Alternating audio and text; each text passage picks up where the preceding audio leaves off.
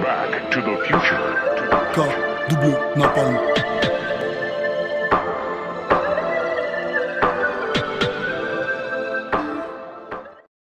Dans la lignée de mes vidéos pourries, je demande l'aîné, Mario n'a pas de sens.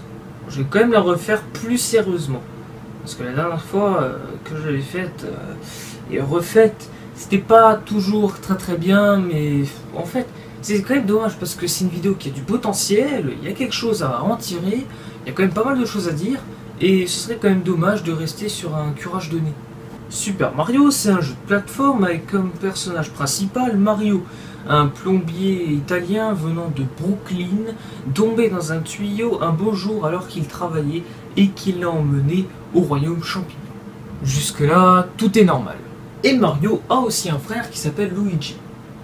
Bon, plus cliché que ça, tu crèves, sérieux. Tu peux pas faire plus cliché pour deux personnages italiens, c'est-à-dire, voilà, attendez que je sorte ça, putain, genre, Mario et Luigi. Hein, tu peux pas faire beaucoup plus cancer que ça, c'est tellement cliché, mec, ce serait limite du racisme. Beaucoup de mythes planent autour de Mario et Peach, la princesse de ce royaume, disant qu'ils sortent ensemble. Et moi, j'en suis plus très sûr. Mario est connu pour avoir sorti avec Pauline, que voici, dans le jeu Donkey Kong, le tout premier jeu où Mario est apparu. Ce jeu de plateforme, on avait bien sûr Donkey Kong qui vous balançait des barils à la gueule, qui n'est jamais très agréable, mais bon, c'est le gameplay et c'est comme ça. Après mes réflexions, il semblerait que Mario sortirait quand même avec Peach, puisque les développeurs de Nintendo ont rajouté des cœurs quand ces deux personnages se retrouvaient ensemble tout seuls, ce qui pourrait signifier que ces deux personnages sont vraiment ensemble, ou alors non, et dans ce cas-là, ça voudrait dire que Mario s'imagine des trucs, et faire un personnage comme ça donne plus envie de se suicider qu'autre chose. Ça reviendrait à dire que Mario est un polygame. Ça commence bien, non? En tout cas, ce qui est sûr, c'est que Luigi sortirait avec Daisy. En voici d'ailleurs la preuve. C'est un circuit de Mario Kart Wii. Et ouais, c'est vrai que là, au moins, on peut s'imaginer qu'il se passe des trucs. Après, c'est vrai qu'entre Mario et Peach, on peut vraiment dire qu'ils sortent ensemble, voire même qu'ils vont se marier, puisque dans Mario Odyssey, il y a une scène où Mario est censé aller au mariage avec Peach. Donc à son mariage. Sauf qu'en fait, je connais pas vraiment l'histoire, mais il paraît que ce serait Bowser qui lui volerait la vedette et que du coup, Bowser se marierait avec Peach. Alors tu me diras, il serait peut-être temps que l'un des deux personnages se mette quand même d'accord, parce que bon, soit lui, il arrête pas de la capturer elle, et lui, il arrête pas de la reprendre elle. Alors t'imagines un peu le truc, genre vas-y, non mais laisse-la moi, vas-y c'est la mienne et tout. Donc c'est un vrai bordel. Et d'autres mythes on pourrait intéresser Yoshi, Wario, Luigi, et j'en passe. Wario et Waluigi sont en quelque sorte, selon quelques sources, parmi les personnes disent que ce sont les cousins maléfiques de Mario et Luigi. Alors après j'en sais rien parce que bon, il y a tellement de copies maléfiques, hein, c'est-à-dire même dans Paper Mario ou justement avec Wario et Luigi, c'est toujours ce problème avec les cousins maléfiques ou les copies maléfiques de Mario, comme Cosmic Mario par exemple. Donc en même temps, je ne suis plus vraiment très sûr. À un moment, il faut que les développeurs nous disent précisément ce que sont les personnages, parce qu'il y en a tellement dans Mario qu'à un moment, il faut expliquer. Parce que bon, l'histoire du jeu, c'est toujours la même chose, c'est Peach qui se fait kidnapper par Bowser, mais au final, c'est pas vraiment la même chose, parce qu'il y a toujours d'autres retournements. C'est toujours dans une autre situation ou autre chose. Yoshi sortirait, lui, avec Birdo, qui est du côté du roi Koopa, enfin des méchants. C'est quand même un boss dans Super Mario Bros 2 qui lance des œufs dans la tronche de Mario, Luigi, Peach ou encore Todd. Donc non, je pense pas que Yoshi pourrait sortir avec. Parce qu'elle est du côté du roi Koopa, plus communément appelé Bowser, qui a d'ailleurs 7 enfants. Ah non, plutôt 8, parce que 7 enfants, en fait, c'est les 7 enfants qu'on peut trouver dans New Super Mario Bros. Wii, ou dans New Super Mario Bros. 2, ou dans New Super Mario Bros. U, qui ont été introduits, en fait, grâce à Super Mario Bros. 3. Ces 7 personnages qui ont été les 7 boss durant les 7 mondes qui précédait le tout dernier, le 8e monde le plus connu de Mario, je pense, hein, après le monde 1. Parce que c'est vrai que le monde 8 et le monde 1, c'est toujours la même chose. Le monde 8, c'est un niveau de lave. Le monde 1, c'est un niveau de campagne, d'air, tout ça, des oiseaux qui chantent, tout ça. C'est toujours la même chose, ça n'a jamais changé. Mais avec qui Bowser aurait pu avoir tous ces enfants? Alors, quand on lit... Attendez, parce que là, c'est intéressant, un fun fact. Quand on lit, le dernier enfant, Bowser Jr., apparu la première fois, je pense, dans du Super Mario Bros. Je ne sais pas vraiment quand est-ce qu'il est apparu en premier. On peut voir, regardez, dans le prologue du jeu, dans le bouquin de New Super Mario Bros. DS, dans le bouquin officiel, la boîte, tout ça, c'est écrit. Alors, la princesse Peach a disparu, et là on voit à un moment écrit Bowser Jr. ne croyait-il pas qu'autrefois la princesse Peach était sa mère? Donc ça voudrait dire que Peach a eu une relation sexuelle avec Bowser et que ça a donné Bowser Jr. C'est peut-être pour ça au final qu'il veut la récupérer. Mais à un moment, vu que le moitié des personnages, même entièrement les personnages de tout le jeu ne parlent pas, ils peuvent pas emprunter un dialogue, tu vois. Il y a des dialogues sur Super Mario Galaxy, mais il n'y en a pas vraiment. Parce que s'il y aurait eu du dialogue, ils auraient expliqué en face que Peach était en fait la mère de Bowser Jr. C'est ça le truc en fait, c'est qu'il y a tellement de mythes qui planent sur un seul jeu qu'on se demanderait en fait quelle est la véritable histoire de ce jeu. Est-ce qu'il y en a une vraie? Est-ce qu'il y en a une toute petite histoire? Ou est-ce qu'il y en a une énorme histoire? Une histoire vraiment concrète? Où on pourrait faire carrément un film dessus? On n'en sait rien. Et est-ce qu'il y a tellement de personnages qu'on peut même pas... On peut pas être rationnel en fait. Il y a toujours des personnages qui vont dans des personnages. Quelle histoire marrante. Voilà, donc on sait pas dans quel sens on va, quelle est la véritable histoire de Mario au final.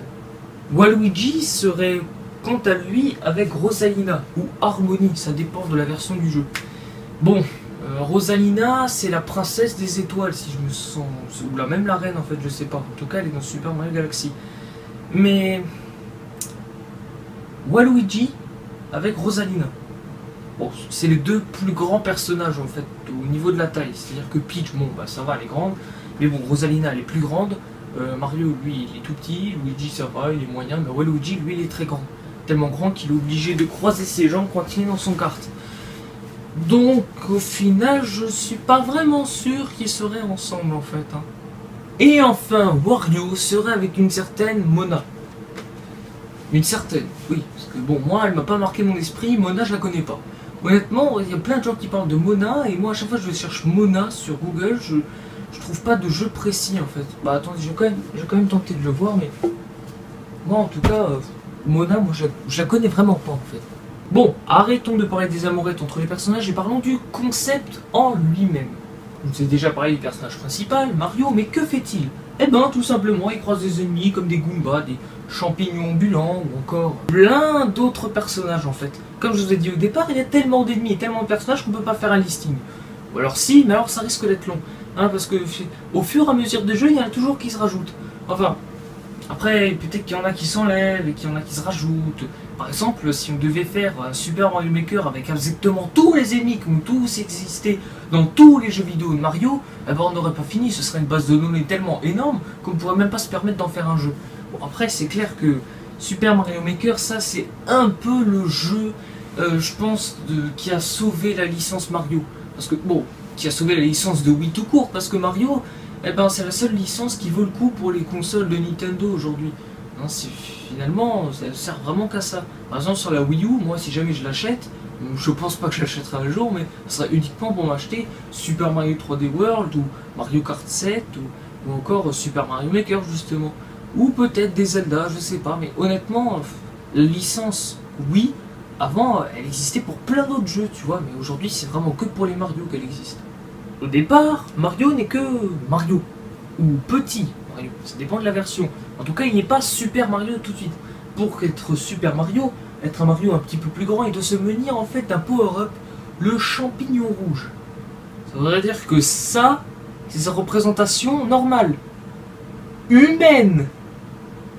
Non, ça c'est inhumain, je sais pas, mais quand on le voit justement comme ça, on se dit bah oui, il est normal, il a une taille normale, il a une tête normale, enfin, Non, non, ça c'est pas sa représentation humaine, c'est sa représentation après s'être dopé avec des champis. C'est waouh! Tu te dis que ça finalement c'est humain. Ah ben je comprends maintenant pourquoi j'ai dit que Mario n'avait pas de sens. Parce que putain, pour ressembler à ça dans la vraie vie, ah c'est chaud. Ça rend bien quand même, hein, Super Mario. Ça fait vraiment comme un véritable super-héros. Mais alors c'est le meilleur super-héros du monde et surtout le plus amical. Parce que tous ces super-pouvoirs, au final, il les trouve dans le village. Donc il peut les partager à ses amis. Et c'est ce qu'il fait d'ailleurs. Et ça, c'est le vrai esprit d'équipe. Bon, même s'il n'y a pas beaucoup de gens qui jouent en coop sur Mario. Et ça, c'est dommage d'ailleurs. Je vous ai fait un top 5 des power-up, des top 5 des meilleurs jusqu'au pire d'apparemment ça. Des top 5 tout simplement des power-up de Super Mario. Numéro 5, le champignon rouge, ou le super champignon. D'ailleurs, Mario, il voit un champignon et il le mange. La première fois qu'il l'a vu, il s'est dit, tiens, faut le manger. Il se pose même pas de question, il le mange direct. C'est pas vraiment très mature comme ça. Il faudrait essayer de pas manger tout ce qu'on trouve par terre, ou parce que ça peut faire tuer des gens, ce genre d'histoire. Numéro 4, la feuille de raton laveur. Parce que oui, Mario peut aussi se transformer en raton laveur. Alors ça dépend des jeux, dans certains jeux il peut avoir un costume directement, ou soit une casquette avec des oreilles et une queue, pour bien sûr donner des coups de queue. Elle était très bien cette blague, je pense que c'est la seule meilleure blague que j'ai fait dans toute ma chaîne, je pense réellement. Numéro 3, la légendaire fleur de feu, qui a eu aussi la variante, la fleur de glace, la fleur de feu en or, c'est l'item assuré, l'item le plus connu de Super Mario, même avant le champignon, alors que le champignon est venu avant. C'est ça qui est bizarre en fait. Mais la fleur de feu, ce qui est barrant, c'est qu'on peut aussi, bien évidemment, lancer des bouts de feu dans l'eau. C'est physiquement logique. Numéro 2, le champignon vert ou le champignon One-Up, qui permet de donner une vie à Mario. Parce que oui, Mario dispose de vie illimitée. Enfin après, c'est vrai qu'on va pas non plus s'attarder là-dessus. Dans tous les jeux vidéo, on a déjà vu des vies ou même un système de réapparition. Donc je ne vais pas m'attarder là-dessus. Je ne veux pas dire que Mario n'a pas de sens parce qu'il peut réapparaître. Ah bah non, je suis désolé, il y a plein de jeux où on peut respawn, un truc dans le genre. Donc non, je ne vais pas dire que c'est nul ce procédé parce que tous les jeux l'emploient. Qu'on le veuille ou qu'on le veuille pas, oui, tous les jeux. Numéro 1, l'étoile d'invincibilité. Durée limitée de pouvoir, elle peut donner le pouvoir à Mario d'être invincible et de tuer tous les ennemis en un seul contact, sauf les boss. Petit inconvénient par contre, il peut mourir dans la lave ou dans ce liquide violet et que je dirais que c'est de l'acide. En fait, je ne sais pas si quelqu'un pourrait me répondre à ce sujet parce que c'est vrai, qu'est-ce que c'est que ce liquide? Qu'est-ce que ce liquide violet? Personne pourrait me répondre là-dessus? Parce que c'est quand même un mythe, c'est quand même la question que se posent les Français. Eh oui, Mario peut mourir par bien des façons. Hein, il peut aussi se faire écraser par des murs. Mais quand il se fait écraser par des murs, tu vois, il n'y a pas du sang, des boyaux partout. Bon, tu me diras, c'est normal pour un jeu classé Peggy 3. Mais bon, vous savez, hein, je vous le rabâche, mais en même temps, c'est un truc qu'il faut le redire. Il y a tellement de choses à dire sur ce jeu que je ne pourrais pas parler de tous les ennemis, mais je ferai un top 10 ou un top 15 ou un top 50 peut-être de tous les ennemis qui puissent exister sur Mario, ou des items, des blocs, parce que je ne vous ai pas encore parlé des blocs, parce qu'il y a des blocs musicaux, il y a des blocs qui tournent et tout ça. Il y a plein de choses à dire dans ce jeu-là et honnêtement, ça pourrait être pas mal de faire un listing de plusieurs choses, mais honnêtement, la vidéo s'appelle Mario n'a pas de sens. Je vais pas raconter la vie de Mario, raconter les choses concrètes puisque je dis que Mario n'a pas de sens. Moi, j'ai juste fait le listing des choses les plus absurdes dans Mario au final. Peut-être que je vais appeler en fait le top 10 ou le top je sais pas combien des choses les plus absurdes dans Mario. Et non, Mario n'a pas de sens, c'est bien. Et merci hein, vraiment d'avoir eu le courage de regarder cette vidéo. Parce que c'est vrai que quand on regarde sur la chaîne de Fennyprod et qu'on regarde Mario n'a pas de sens, on se dit merde, on va forcément tomber sur une vidéo pourrie. Et non, pas forcément. Parce que je me suis dit au final que ça pouvait être pas mal de refaire un peu cette vidéo. Ça fait du bien de refaire ces anciennes vidéos comme ça, les faire mieux, de les représenter un peu mieux. Et honnêtement, vous savez pas ce que ça fait de faire tout un putain de script, d'attendre plusieurs années, voire plusieurs mois, plusieurs années, ouais, pour trouver quelqu'un pour faire des vidéos, parce que je prévois de refaire aussi la vidéo Monopoly, et mais là par contre j'aurais besoin un peu de potes, voilà, de potes pour faire cette vidéo et peut-être faire d'autres choses un petit peu mieux. Parce que tu vois, en fait, le truc, c'est que les vidéos sont pas forcément bien. J'essaie de faire une chose bien, tu vois. Là, voilà, j'essaie